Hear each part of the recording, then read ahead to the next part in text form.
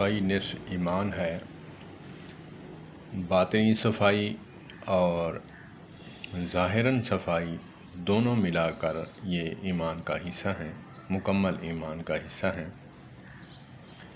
ظاہراً صفائی آدھا نصف ایمان ہے اور باطن کی صفائی مکمل ایمان کا حصہ ہے۔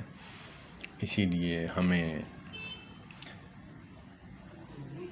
ظاہراً صفائی کے ساتھ ساتھ باطناً اندر کی میل، اندر کی منافقت، اندر کی کدورت، اندر کی غلاظت کو ساتھ ساتھ صاف رکھنا چاہیے، اور ظاہر بھی ٹھیک کرنا چاہیے، اندر بھی ٹھیک کرنا چاہیے۔ لوگ اکثر کہتے ہیں کہ جی یہ زبان کا کڑوا ہے، اندر کا ٹھیک ہے۔ ایسا نہیں ہے۔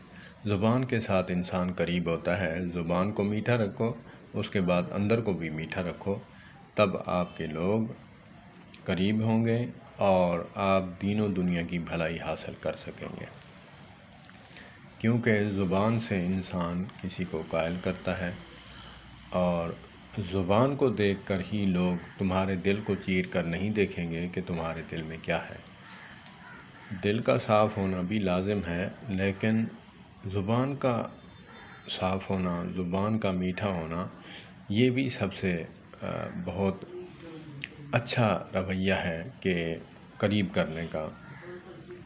زبان سے ہی انسان قریب ہوتا ہے، ظاہر کو ہی دیکھ کر قریب ہوتا ہے۔ اسی لیے ہمیں چاہیے کہ ہم زبان کے بھی میٹھے بنیں، اور زبان کے بھی ہم میٹھے بنیں اور اندر کے بھی۔ اب کیا ہوا ہے، جو منافق لوگ ہیں وہ زبان کے میٹھے ہیں، اور جو بے باک لوگ ہیں، اچھے انسان ہیں، وہ اندر کے کڑوے ہیں، اندر کے میٹھے ہیں، زبان کے کڑوے ہیں۔ ایسا نہیں ہونا چاہیے۔ ہمیں چاہیے کہ ہم زبان کے جیسے میٹھے ہیں، اندر کے بھی میٹھے ہونے چاہیے۔ ہاں، آپ اگر اندر کے کڑوے ہیں تو زبان پہ بھی تھوڑا کڑواہٹ لائیں، وہ بھی ضروری ہے۔